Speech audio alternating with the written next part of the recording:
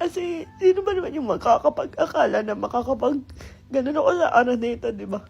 Na just nobody lang naman ako noon. Ako lang to si Rosmar, pinagtatawanan ng lahat. People never change. Science tells us that our genetic imprint predetermines your fate, your character, your choices. Pinanganak kang bobo, lalaki kang bobo, mamamatay kang bobo. Wow! Buhay na naman ang mga hasang ng mga Marites sa unang araw ng Marso. Matapos mag-post ang beauty product CEO at social media personality na si Rosmar Tan ng screenshots na tila pinagtatawanan daw siya ng kapwa content creator na si Zainab Harake at Miss Universe Philippines 2020 at kapuso actress Rabia Mateo. Nakakalungkot naman.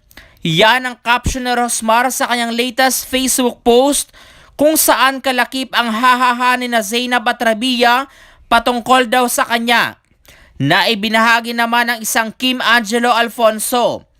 Mukhang isang litratong pinagkumpara ang pinagtatawanan nila.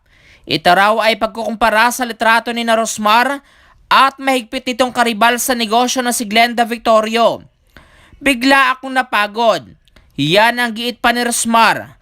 Sa comment section ay makikita nagkomento rito si Zainab. Pahayag niya, ang lilinis nyo. Pag kayo natawa pwede, pag kami hindi, nung kami yung tumawa masama agad. Pero sa dami ng basher at nag-react palagi sa'yo, unbothered ka. Awit, wahaha.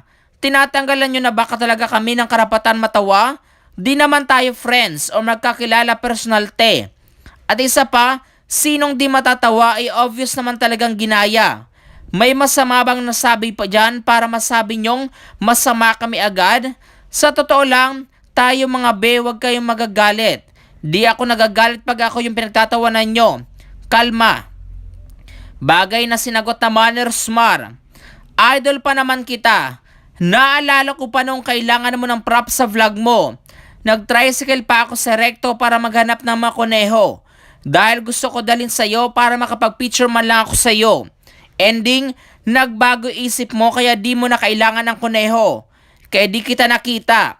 Pero inintindi ko na lang yon at inalagaan ko na lang yung mga kuneho.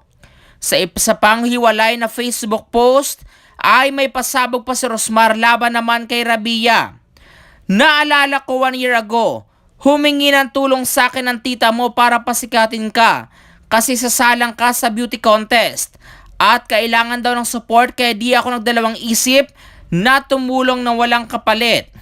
Komento ng netizens, minamahal kasi ng asawa si Rosmar kaya nainggiting babae gumawa ng issue para mapansin na naman. Yearly ata may kaaway si Zainab ba? Lumalabas ang true colors. Wala naman kasing nakakatawa doon sa litrato. Bakit kailangan pang tawanan? Hindi na lang sana pinansin.